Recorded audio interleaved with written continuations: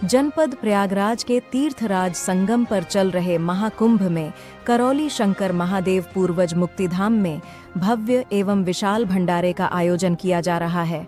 निःशुल्क भंडारे का यह आयोजन 13 जनवरी से 26 फरवरी तक आयोजित किया जाएगा। कार्यक्रम में करौली शंकर महादेव गुरु ने अपने सभी अनुयायियों को संबोधित करते हुए सतमार्ग पर चलने को प्रेरित किया। इसके साथ ही उन्होंने महाकुंभ के सफल आयोजन की कामना की। पूर्ण गुरु श्री करौली शंकर महादेव जी से खास बातचीत की। हमारे प्रधान संपादक उदय यादव ने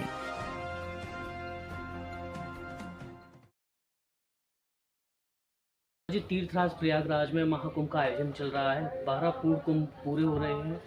इस बार का 144 साल बाद यह शुभ अवसर आया हुआ है। इस शुभ अवसर पर पहले आप क्या कहना चाहेंगे?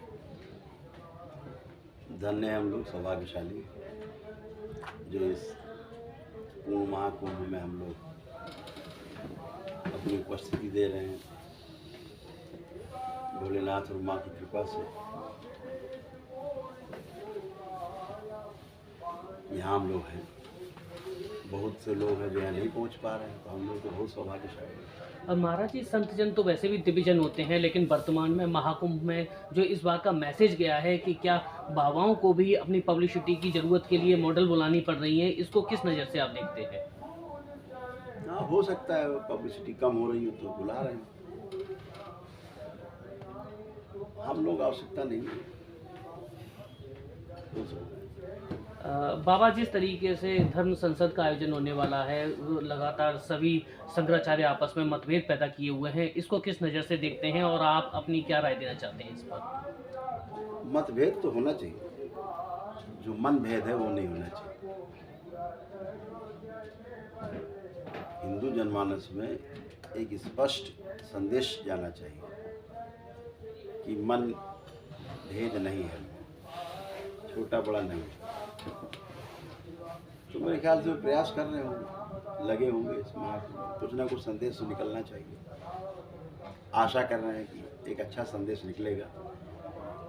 आंखें तरस रही हैं कभी कि चारों शंकराचार्य जो सर्वोच्च स्थान पे विराजमान है हिंदू जनमानस के हृदय में,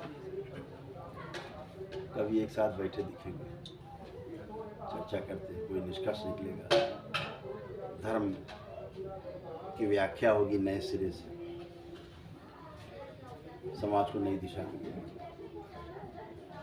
उम्मीद करते हैं। जिस तरीके से हर कुंभ पर एक अपना धर्म का एक संदेश जाता रहा है, इस बार के महाकुंभ पर कहीं ना कहीं सरकार अपनी योजनाओं को जन जन तक पहुंचाने में सिद्ध रही हैं। दिव्य जन जितने भी हमारे आए हैं, चाहे वो शंकराचार्य हों या हमारे महापुरुष हों या हमारे अखाड़ों के प्रमुख रहे हों या सभी साधु संत जन हों, वह अपना संदेश नहीं पहुंचा पा रहे हैं। संदेश महाकुंभ का ये जा रहा है कि उसमें कोई मॉडल फेमस हो गई है या कोई जो विक्रेता थी वो फेमस हो गई है या कोई एक बाबा किसी अपने व्यवसाय को छोड़कर यहाँ पे उन्होंने संन्यास लिया, वह फेमस हो गए हैं। क्योंकि आप तो इसी में हैं, आप कहीं ना कहीं लोगों को सन्मार्ग पर ले जाते हैं। आप इसको किस नज़र से देखते हैं और आप इसको धर्म की कितनी हानि मानते हैं कि अगर यह संदेश जा रहा है तो? बहुत दुर्भाग्यपूर्ण है। संदेश बहुत अच्छा नहीं जा रहा है और इसके लिए सभी महापुरुषों को जितने भी यहाँ उपस्थित हैं उनको आगे आना होगा, क्योंकि इस पूर्ण महाकुंभ में जो 144 वर्षों के बाद ये शुभ घड़ी आई है, इसका पूरी तरह से सदुपयोग हो, जो आने वाले अगले 100-150 साल तक इसकी ऊर्जा न समाप्त हो, ऐसी दिशा यहाँ से कुछ निकले। जितने भी ये सब वायरल हो रहे हैं, ठीक है, उनका काम वायरल होना है, लेकिन आप उस लकीर को बिना छुए छोटा कर सकते हैं, अपने को बड़ा करके। जब धर्म की बात आएगी तो ये सब चीज़ें दब जाएंगी। इन सब का प्रकाशन, इन सब का ज़्यादा उछलना सोशल मीडिया में ख़ास तौर से यही सिद्ध करता है, ये हमारी कमजोरी को सिद्ध करता है। अगर धर्म की व्यवस्था, यहाँ के जितने ऋषि मुनि यहाँ विराजमान हैं, हमारे श्रद्धेय जितने भी महापुरुष यहाँ पर हैं, हम तो सभी से आग्रह यही करते हैं, हाथ जोड़ करके कि अगर हम लोग मजबूत होते तो ये ऊपर नहीं आने पाते। चर्चा धर्म की होती है। आज सरकार ने, जो सरकारें हैं प्रदेश की और भारत सरकार, उसने ही सिद्ध कर दिया, खास तौर से प्रदेश की सरकार ने, कि उसने जो कहा उससे ज़्यादा किया, जो व्यवस्था कही उससे ज़्यादा व्यवस्था दी है। चाहे पीने का पानी हो, चाहे स्नान का हो, चाहे पर्व के समय पे व्यवस्था हो, चाहे रहने की व्यवस्था हो, सबके सुख साधन की, बिजली की व्यवस्था हो, सभी कुछ, भोजन की व्यवस्था हो, कोई भूखा नहीं है वो भी चल रहे हैं, सुरक्षा की व्यवस्था हो, अभय का वातावरण, स्वच्छता चरम पे है। आप देख ही रहे हैं, एक आपको कागज का टुकड़ा नहीं पड़ा मिलेगा किनारे। जहाँ स्वच्छता है वहाँ भी सफाई हो रही है। तो वो व्यवस्था बहुत अद्भुत है और गवर्नमेंट्स ने सिद्ध कर दिया है कि वो सनातन धर्म के साथ खड़ी हुई है व्यवस्था के रूप में। अब अपनी बारी है कि जिन्होंने हमारी इतनी सेवा की है, क्योंकि जनता का पैसा ही सरकार खर्च कर रही है, तो उस जनता का पैसा जो हमारी सेवा में लग रहा है, हमारी सुरक्षा में लग रहा है, हमारी देखभाल में लग रहा है, उस जनमानस को हम क्या पलट के दे पा रहे हैं? सिर्फ बातें कि सबको सत्य के मार्ग पे चला रहे हैं, सबको सत्य के मार्ग पे चला रहे हैं। पहले अपने को सिद्ध करना होगा कि हम सत्य के मार्ग पर हैं कि नहीं हैं, ये प्रमाण प्रस्तुत करना होगा। और अगर आपके पास प्रमाण है, इसका अर्थ हुआ कि आपने अनुभव किया है, और आपने अनुभव किया तो फिर आप दूसरे को अनुभव करा सकते हैं। तो संदेश ये जानना चाहिए कि धर्म के पास प्रमाण है और हम प्रमाण प्रस्तुत करेंगे। आइए, देश की जनता आए, देश के लोग आए, राजनेता आए, देश का सारा वर्ग आए, और हम प्रमाण प्रस्तुत कर रहे हैं इस महाकुंभ से, इस पूर्ण महाकुंभ से। अब संदेश ये जाना चाहिए, इसकी प्रतीक्षा हो रही है पूरे देश में, पूरे भारतवंशियों में जो बाहर रह रहे हैं, ताकि वहाँ अपना वो छाती जो है चौड़ी करके गर्व से चल सके कि हमारे देश की धर्म संसद में, हमारे धार्मिक लोगों ने, हमारे धर्माचार्यों ने ये संदेश हमें दिया, हम ऐसा जिएंगे। तो जिंदा रहने के लिए तो सबके पास व्यवस्था है, अब कोई भूखा नहीं है, लेकिन जीने के लिए ये जो दिशा है वो तो तय करनी होगी, और उसके पहले अपनी दिशा ठीक करनी होगी। अपनी दिशा और दशा दोनों जब ठीक होगी तो वही हमारे आचरण से लोग प्रभावित होंगे, तभी तो नीचे तक जाएगी बात। तो वो जो प्रभाव है वो सत्य का ही जाएगा। तो हम सबकी बारी है कि हम लोग उस प्रमाण को प्रस्तुत करें, आगे दिशा। महाराज जी, किस प्रकार से ये दिशा दी जाएगी? क्योंकि चारों शंकराचार्य एक नहीं है, हर किसी का अपना मतभेद है। चारों शंकराचार्य में, चाहे ज्योतिष पीठ के शंकराचार्य हों, वो लगातार टिप्पणियां करते रहते हैं अपनी बातों को, कभी सरकार की आलोचना करते हैं। आलोचना ठीक है, लेकिन आप इसको किस नज़र से देखते हैं कि चारों शंकराचार्य में एकता नहीं है? आलोचना बिल्कुल ठीक नहीं है। आलोचना समाधान के साथ हो। अगर हम आलोचना किसी चीज़ की कर रहे हैं तो स्वस्थ आलोचना वह है कि हम समाधान के साथ आलोचना करें। अगर हम समाधान के साथ आलोचना करेंगे तो कोई भी स्वीकार कर लेगा। अगर हम सिर्फ आलोचना के लिए या अपने को बड़ा प्रदर्शित करने के लिए हम आलोचना करते रहेंगे तो मेरे ख्याल से वो संदेश अच्छा नहीं जाता है। जैसे माता पिता हैं, अगर हम गलत जाते हैं तो सुझाते हैं, देखो तुम गलत जा रहे हो, ऐसा नहीं ऐसा करो। वो सिर्फ ये नहीं कहते तुम गलत कर रहे हो, सुझाव भी देते हैं माता पिता, तो बच्चे मानते हैं। ऐसे ही धर्म गुरुओं का जो संदेश जाना चाहिए वो आलोचना के साथ समाधान का भी जाना चाहिए, तो सब लोग स्वीकार करेंगे, उसमें कोई दिक्कत नहीं आलोचना में। और जहाँ तक बात रही धर्माचार्यों की एकता की, तो कहीं पर जाकर के तो एक हैं ही, मत जो है वो अलग अलग हो सकते हैं उनके, लेकिन मुझे लगता है कि मन भी एक होने चाहिए। और वो सब महापुरुष हैं, इस बात को अगर हम समझते हैं, देश का बच्चा समझता है छोटा, मेरे रूप में तो वो तो महापुरुष है, जरूर समझते होंगे इस बात को कि मनभेद नहीं होना चाहिए। क्योंकि अगर ये मतभेद के रूप में भी साथ बैठे तो समाधान के साथ बैठे ना अपने अपने, और जहाँ अपने अपने समाधान के साथ बैठेंगे, जो सही होगा वो सब विद्वान है, एक जगह सहमति हो जाएगी। तो मनभेद नहीं है, मुझे नहीं लगता कि मनभेद है। महाराज जी, आप तो खुद उस धर्म संसद का एक अभिन्न अंग है, हिस्सा हैं, तो क्या आपकी तरफ से कभी पैरवी नहीं करी गई कि सभी शंकराचार्यों को यूनाइट होना चाहिए?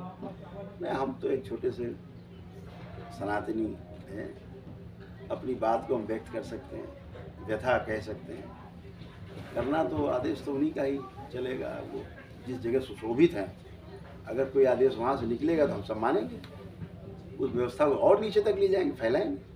आप खुद धर्म ध्वजा लेके चल रहे हैं, कितना दिल में आघात होता है कि जब आपस में मतभेद दिखते हैं अपनी सनातनियों में? बिल्कुल, चोट तो पहुँचती है।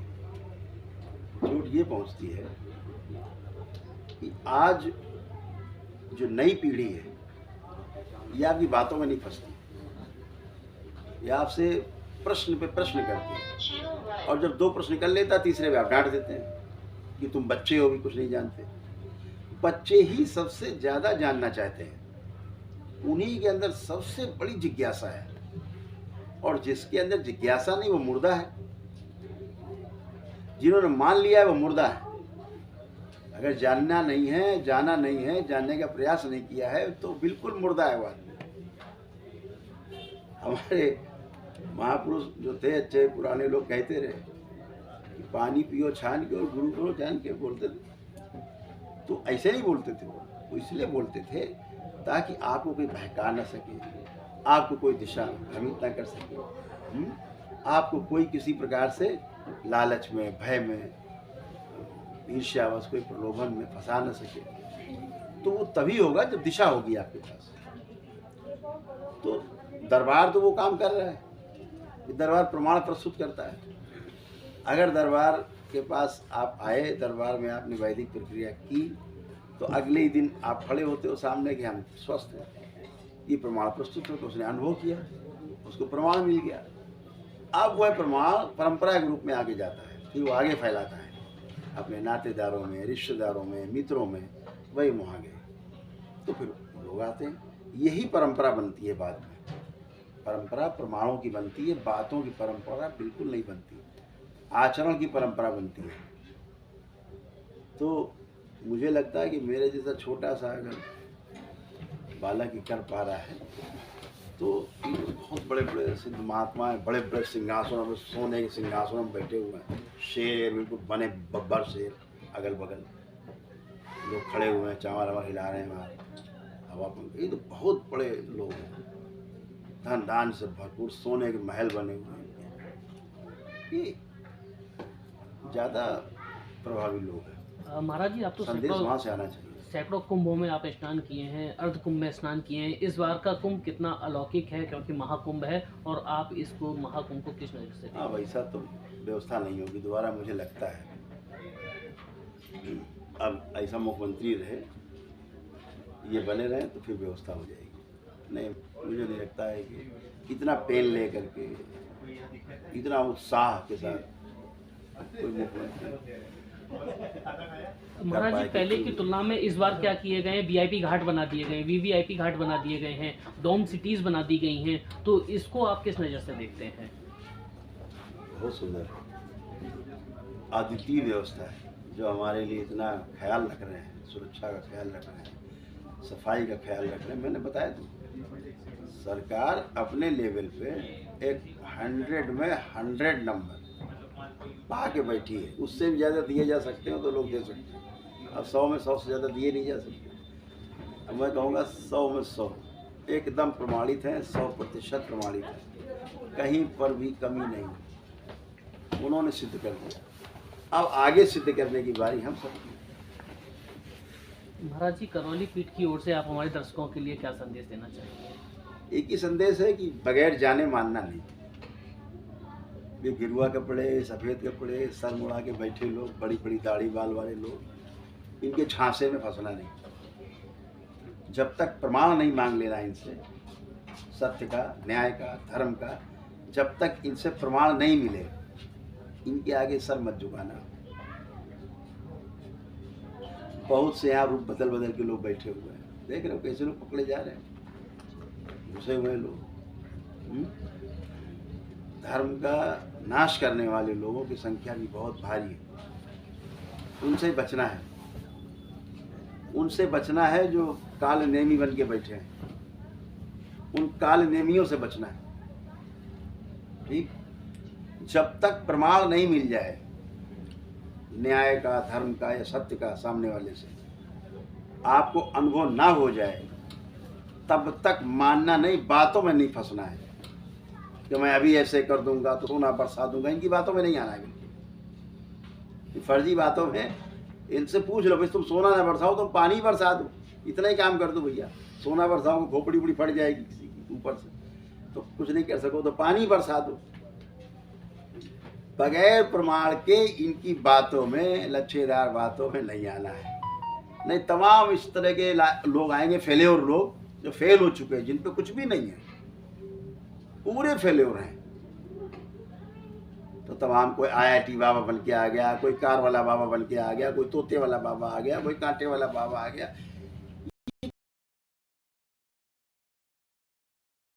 क्या दे रहे हैं समाज को? इन्होंने दिया क्या समाज को? पूछ लो इनसे एक क्वेश्चन कि तुमने समाज कुछ भी दिया, मार दो। क्या किया तुम? एक आदमी केवल ड्रामेबाजी के लिए, फोकसबाजी करने के लिए आप घूम रहे, अपनी कुंठा, अपनी असफलता, उसको लेके आप घूम रहे, दूसरों में बांट रहे। इतना बड़ा कौन सा हाथी घोड़ा दान करके आए हैं ये लोग? इतने कौन सा राजमहल और ये बड़ी संपत्ति और सोना चांदी दान करके आए हैं, जो इतना ढिंडोरा पिटरा के साथ सब छोड़ के आया? क्या छोड़ा था? क्या इनके पास छोड़ दिया है? क्या था? यहाँ जो साधु संत समाज बैठा है, सब भिखारी थे? ये सब भिखारी हैं जो बैठे हैं? यही बहुत कुछ छोड़ के आए हैं। जो IIT PIIT की तमाम लोग यहाँ दंडवत मारते हैं। जो IIT बच्चों को पढ़ाते हैं, वो सब यहाँ जा करके मठों में दंडवत मारते हैं। क्या छोड़ के आए आप? क्या छोड़ दिया है? क्या था तुम्हारे पास जो छोड़ दिया? तुमने अपने संस्कार छोड़ दिए। जो ऋण होते हैं, आपने कौन सा ऋण चुकाया है? जो 4 ऋण बताए गए, उनमें कौन सा ऋण चुका दिया है? पितृ ऋण भी होता है, करके आए हैं। गाली बक रहे माता पिता को। ये देश को सब दिशा देंगे नौयुवकों को। हर माता पिता चाहेगा ऐसा मेरे मॉडल बने लड़का। स्वीकार होगा, आपका अगर बच्चा हो तो आप स्वीकार करेंगे कि आपका बच्चा ऐसा बन जाए? ये मॉडल है। दिशाहीन है ये दिशाहीन लोगों को धक्के मार के बाहर करना चाहिए। यहाँ काम नहीं लोगों का। ये यहाँ पर विष फैला रहे हैं, गलत जगह से मैसेज दे रहे हैं, एक सही स्थान से गलत मैसेज दे रहे हैं। अच्छा नहीं है, बिल्कुल अच्छा नहीं है। ये जो मैसेज जा रहा है, संदेश जा रहा है नौयुवकों को, एकदम गलत संदेश जा रहा है। IIT छोड़ के आगे था तो तुम कौन से बड़े भारी प्रोफेसर थे, कौन बड़े भारी, तुमने कोई इन्वेंशन कर दिया, इन्वेंशन किया आपने, कोई सा बहुत बड़ा आपने देश के लिए। अरे आप भगोड़े हो। इस देश के लोगों ने तमाम सब्सिडी का आपने लाभ उठाया है, देश के पैसे का। आप पढ़ के निकले, आपको वहां सिद्ध करना चाहिए था। आपको कलाम साहब सन्यासी हो जाते, क्या मिलता देश को? आज जो देश गौरव के साथ खड़ा हुआ है, अपनी सुरक्षा चाक चौबंद करके, तो कलाम साहब भी इसे भाग लिए होते। क्या मिलता इस देश को? तो ये भगोड़े हैं। जो सीखा जब उसका सदुपयोग नहीं कर पाए, खुद नहीं समझे भी अपने आप को, परिवार को नहीं समझ पाए, समझा पाए, ये समाज को समझाएंगे, ये दिशा देंगे, ये हमारे धर्माचार होंगे। महाराज जी, आपने अपना सर्वस्व न्यौछावर कर दिया सनातन धर्म के लिए, उसकी रक्षा के लिए आप दिन रात 24 घंटे सनातन की रक्षा के लिए लगे रहते हैं।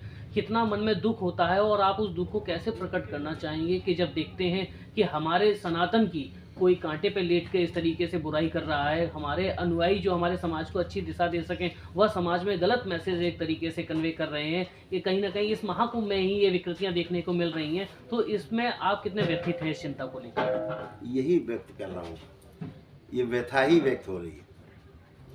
अंदर से जो व्यथित हो रहे हैं वही व्यक्त हो रहा है। ये आज धर्म का कैसा स्वरूप बनाने की कोशिश की जा रही है, कि खराब स्वरूप बनाने की कोशिश की जा रही है, कि धर्माचार्य साधना करके बैठ गए, करोड़ों अरबों की संपत्ति छोड़ छोड़ के साधु संत यहाँ तमाम बैठे हैं अपनी लात मार के उस संपदा पे। ठीक, तो उसके बाद भी मॉडल ये प्रस्तुत किया जा रहा है कि बड़ा ये इसे त्याग करके आया है, कहीं कुछ त्याग व्याग करके नहीं आया। अभी मैं देख रहा हूँ कई वीडियो वायरल हो रहे हैं कि अब गाड़ी कार में घूम रहा है किसी के साथ, अब वो शिविर बना के बैठ गया है, अभी बड़ा भारी आश्रम बना के बैठ जाएगा, यही उसकी अभिलाषा है। ऐसे लोगों को स्थान नहीं मिलना चाहिए। ये हमारे समाज के जो पथ प्रदर्शक नहीं हो सकते। अगर ये पथ प्रदर्शक होंगे तो देश का नवयुवक कहाँ जाएगा? हर पढ़ा लिखा बच्चा फिर तो छोड़ देगा सब, देश कैसे चलेगा? तो जो आपने सीखा समझा है उसको आगे बढ़ाना है, पहले अपने को प्रमाणित करना है कि जो मैंने सीखा समझा था मैं उसमें पूरी तरह सफल रहा हूँ। उस सफलता के बाद आप किसी अन्य में जाएंगे तो वहाँ सफल होंगे। आप तो भगोड़े हैं, उसको त्याग मान लिया भगोड़े को। क्योंकि अपवाद हर जगह रहता है, तो महाराज अब कल्याण कैसे होगा? किन किन बातों का ध्यान रखना है और हमें क्या करना है और क्या नहीं करना? हमारे महापुरुष तमाम सब बैठे हैं, विद्वान लोग इस पूरे पूर्ण महाकुंभ में एक से एक विद्वान संत बैठे हैं, ऋषि मुनि सब उपस्थित हैं, सूक्ष्म जगत भी पूरा यहाँ उसका भी दरबार लगा है। तो निश्चित रूप से सभी को संदेश हैं, सब एक से एक साधक हैं और निश्चित रूप से कोई न कोई रूपरेखा तो बनेगी, निश्चित बनेगी। बहुत आशान्वित हैं, बहुत आशा लिए हुए हैं ये सब।